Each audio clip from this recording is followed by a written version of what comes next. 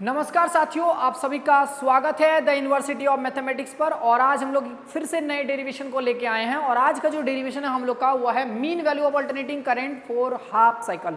Half cycle का mean value निकालना है और मीन वैल्यू जो निकल के आता है वो आता है I am equal to 2I0/π आता है। जब इसको सॉल्व करते तो आता है 0.636 और इंटू I0, ठीक है ना।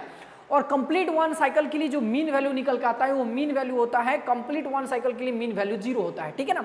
तो ये चीज हम लोग को डिराइव करना है। देखते हैं पूरे डेरिवेशन को और ध्यान से समझना। और साथ साथ इंस्टेंटेनियस करंट, इंस्टेंटेनियस करंट हम लोग को पता है। इंस्टेंटेनियस करंट का मतलब हम बहुत बार समझा चुके हैं पिछले वीडियोस में।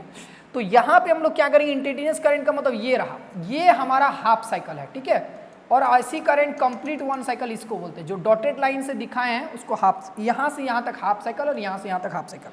तो यहाँ से यहाँ तक कंप्लीट वन साइकिल पूरा करने में मान लो t टाइम लगाया, तो जाहिर सा बात है कि यहाँ से यहाँ तक कितना टाइम लगाएगा, बोलो t/2 टाइम लगाएगा। बोलो हाँ या ना, कितना टाइम लगेगा, t/2 टाइम। इंस्टेंटेनियस करंट का मतलब होता है इस ग्राफ में किसी पार्टिकुलर टाइम के करंट को कहा जाता है इंस्टेंटेनियस करंट। मतलब किसी छोटे टाइम, अगर बात करो तो यहाँ पर कितना करंट होगा, छोटा सा करंट, तो dt टाइम के करंट को हम लोग बोलते हैं इंस्टेंटेनियस करंट, जिसका वैल्यू होता है I = I0 sin ωt। तो अगर हम यहाँ से यहाँ तक कंप्लीट करंट निकालें हाफ साइकिल के लिए, तो हाफ साइकिल के लिए कंप्लीट करंट कितना होगा, 0 से लेके t/2 टाइम का करंट कितना होगा, इंटीग्रेशन 0 से लेके t/2 और क्या होगा बाबू, I0 sin ωt और इंटू क्या होगा बोलो dt होगा। ये होगा हमारा total current for complete half cycle के लिए। बात समझ में आ गया। तो हम लोग यहाँ लिखते हैं, देखो ध्यान सुनो सॉल्यूशन में। तो हम लोग लिखते हैं we know that virtual current, we know that virtual current, है ना। तो वर्चुअल करंट हम लोग को पता है, वर्चुअल करंट नहीं sorry, we know that instantaneous current लिखना, instantaneous, we know that instantaneous current. तो इंस्टेंटेनियस करंट का मतलब होता है स्मॉल करंट होता है ना, स्मॉल करंट बोलो या फिर स्मॉल टाइम का करंट बोलो, ठीक है। तो स्मॉल टाइम का करंट जो होता है I = I0 sin ωt। फिर से बोल रहे हैं, ये जो पूरा दिख रहा है किसी छोटे टाइम, यानी कि बहुत ही छोटे टाइम के करंट को कहा जाता है इंस्टेंटेनियस करंट, और I = I0 sin ωt होता है।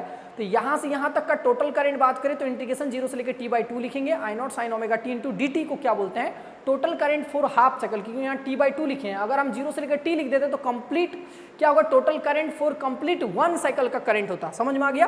तो हमको निकालना क्या है, हमको निकालना मीन वैल्यू, मतलब एवरेज वैल्यू। मीन का मतलब क्या होता है, average value of alternating current for complete half cycle का निकालना है। तो इसीलिए हम लोग लिखेंगे देयरफॉर क्या लिखेंगे बोलो, therefore mean value of alternating current, mean value of alternating current, mean value of alternating current for half cycle, है ना। कौन साइकिल बोलो,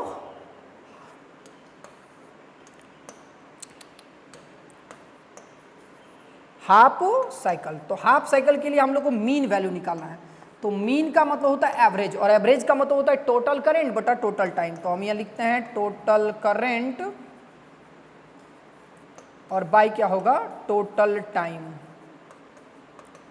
समझ में आ गया। अब हमको टोटल करंट पता है, हाफ साइकिल का टोटल करंट क्या होता है, टोटल हाफ साइकिल का टोटल करंट क्या होता है बच्चा बोलो। तो होता है यहाँ बोले सर 0 से लेके t/2 तक का इंटीग्रेशन, और यहाँ क्या लिखना है बोलो I0 sin ωt और इंटू क्या लिखना है बोलो dt। और टोटल करंट क्या है, हाफ साइकिल के लिए करंट कितना होता है बोलो t/2। तो हम इसको क्या लिखेंगे बताओ, यह होगा Im = dt, ऊपर चला जाएगा तो होगा t/t होगा। बोलो आई ना, इंटीग्रेशन कहाँ से कहाँ तक, 0 से लेके t/2 तक, और I0 को भी बाहर कर दो, इंटीग्रेशन से बाहर हो जाता है ना, कांस्टेंट टर्म को इंटीग्रेशन से बाहर कर दिया। तो और ये बचा मेरे पास sin ωt और इंटू क्या होगा बोलो dt। अब आसानी से इसका इंटीग्रेशन होता है, पता है sin ωt का इंटीग्रेशन लिख देते हैं। देखो तो sin ωt और इंटू dt का जो इंटीग्रेशन होता है माइनस cos ωt और बाय ओमेगा होता है, ठीक है, याद रखना। तो यहाँ लिखेंगे बोलो एवरेज वैल्यू ऑफ करंट होगा 2I0/t, और इसको करेंगे तो क्या होगा, इसको करेंगे तो यहाँ लिखेंगे माइनस cos ωt और बाई क्या लिखेंगे बोलो ओमेगा, कहाँ से कहाँ तक, 0 से लेके t/2 तक। अब कहानी याद है, सबसे पहले अपर लिमिट पुट करते हैं, माइनस देते हैं और फिर लोअर लिमिट पुट करते हैं, ठीक है। तो I m इक्वल टू होगा 2I0/t सबसे पहले अपर लिमिट पुट करो तो माइनस कॉस, ओमेगा का फॉर्मूला हम बहुत बार बता चुके हैं, ओमेगा का फॉर्मूला होता है 2π/t होता है, समझ में आ गया। तो चाहे तो पुट कर सकता है, कर ही दो, अच्छा रहेगा। तो 2π/t पुट किए और यहाँ पे बड़ा हुआ t बाई क्या आएगा बोलो 2 आएगा, आएगा ना इसकी जगह पे t/2, और यहाँ लिखेंगे ओमेगा, और माइनस माइनस क्या हो जाएगा बच्चा प्लस। बोले सर कैसे, देखो जब इसको यहाँ पुट करेंगे तो t/2 होगा, और क्या होता है सबसे पहले अपर लिमिट पुट करते हैं फिर माइनस देते फिर लोअर लिमिट। तो अपर लिमिट तो पुट कर दिया, माइनस दिया, लेकिन इसके साथ भी माइनस है तो माइनस माइनस मिलकर क्या बन जाएगा बोलो प्लस बन जाएगा। तो यहाँ लिखेंगे प्लस, और आगे तो यहाँ लिखेंगे बोलो कॉस, फिर से तो कॉस, अब ये जैसे लोअर लिमिट पुट करेंगे तो ये पूरा ही टर्म 0 हो जाएगा, तो कॉस 0 डिग्री और बाई क्या होगा बोलो ओमेगा होगा। अरे होगा ना, चलो ठीक है। अब आगे देखो क्या करना है, जो जो कटेगा उसको काट देना है और जो बचेगा उसको हम लोग लिखेंगे। देखो तो किसको किसको काटेंगे ध्यान से देखना, ये से ये 2 से 2 खत्म और ये से ये खत्म हो जाएगा। अरे बोलो हाँ या ना, होगा ना। अब देखो यहाँ, अब इसको सॉल्व करो, जैसे ही सॉल्व करेगा तो क्या होगा कॉस, हाँ ये ओमेगा चाहे तो यहाँ बाहर निकाल सकता था, रहने दो, या बी निकाल देंगे बाद में। देखो यहाँ आई एम इक्वल टू कितना होगा बोलो 2I0/t, समझ में आ गया।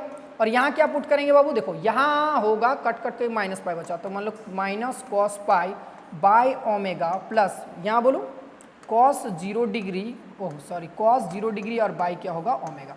इन दोनों से ओमेगा एलसीएम आएगा ना, ले ही लेते हैं चलो। तो यहाँ होगा आई एम इक्वल टू, इधर क्या हो जाएगा 2I0/t, तो 2I0 क्या होगा बोलो t, और यहाँ पे है ना कॉस पाई का वैल्यू क्या होता है -1, तो माइनस माइनस हो जाएगा +1, तो यहाँ हो गया +1, तो 1/ओमेगा, और यहाँ क्या होगा +1/ओमेगा, क्योंकि कॉस 0 डिग्री का भी वैल्यू क्या होता है 1, इन दोनों से एलसीएम लेंगे तो ओमेगा आएगा। बोलो अब बताने का जरूरत है क्या, ये सब नहीं। तो ये होगा, यहाँ हो जाएगा ओमेगा और यहाँ 1 1 मिलके हो जाएगा 2, ओमेगा की जगह क्या पुट करते हैं 2π/t, याद तो होगा।